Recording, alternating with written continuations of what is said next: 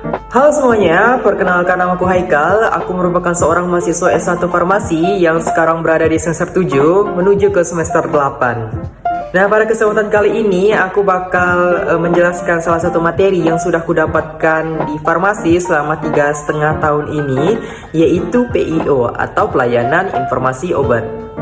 Seperti yang kita ketahui, obat itu banyak sekali macamnya. Ada obat penurun panas, obat untuk infeksi, untuk radang, untuk alergi, dan lain sebagainya. Dengan obat yang sebanyak itu, obat memiliki karakteristik yang bermacam-macam pula. Tiap obat memiliki karakteristiknya masing-masing. Oleh karena itu, penting untuk dilakukan PIO karena untuk menyampaikan informasi yang benar terkait obat kepada pasien. Sebelum kita melangkah lebih jauh, alangkah baiknya kita lebih mengenal apa itu PIO.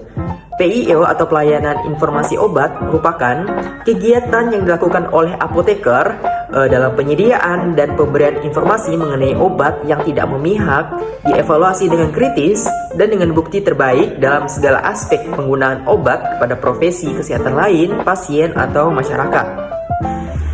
Nah, seperti yang sudah dijelaskan tadi, pelayanan informasi obat tidak hanya fokus kepada pasien, tetapi bisa juga kepada tenaga kesehatan yang lain seperti dokter, perawat, tenaga kefarmasian, dan juga bisa ke yang bukan tenaga kesehatan seperti manajemen dalam rumah sakit. Nah, selain itu tidak hanya kepada pasien atau tenaga kesehatan, tetapi kita juga bisa memberikan pelayanan informasi obat itu kepada perwakilan dari pasien, misalnya seperti keluarga pasien, teman pasien, lalu bisa saja ke masyarakat umum, yaitu bentuknya dalam bentuk edukasi.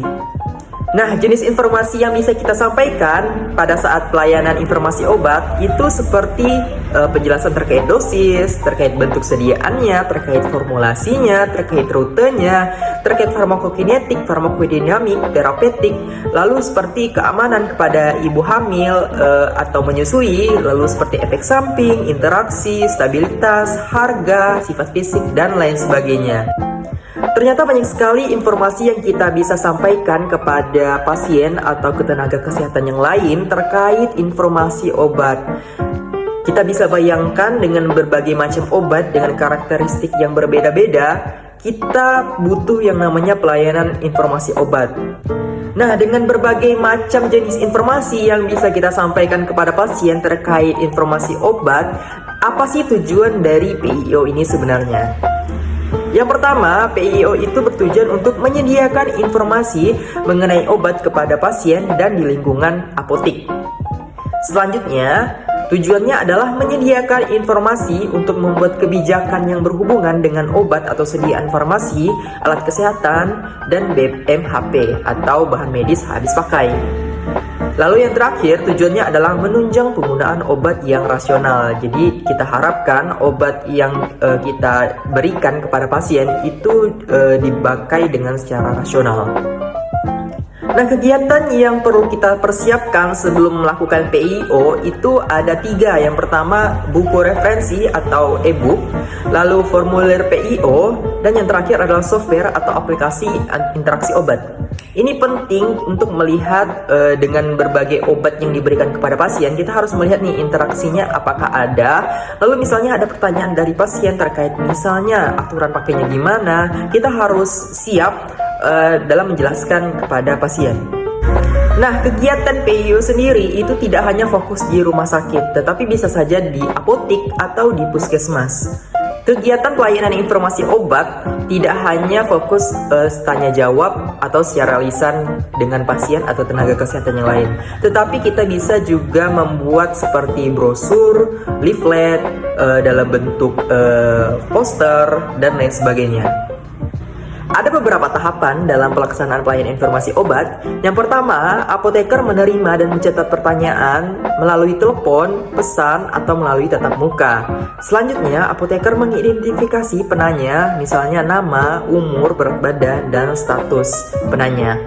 Selanjutnya, menanyakan secara rinci terkait informasi dari pertanyaan si penanya, lalu menetapkan urgensi dari pertanyaan tersebut. Selanjutnya kita formulasikan jawabannya tersebut dan terakhir kita sampaikan jawaban kepada penanya secara verbal atau tertulis melalui media-media seperti e-book, referensi, dan lain sebagainya. Dalam pelayanan informasi obat, ada formulir yang diisi oleh apoteker terkait pertanyaan yang disampaikan oleh penanya. Untuk formulirnya bisa dilihat di bawah ini, bentuknya seperti ini.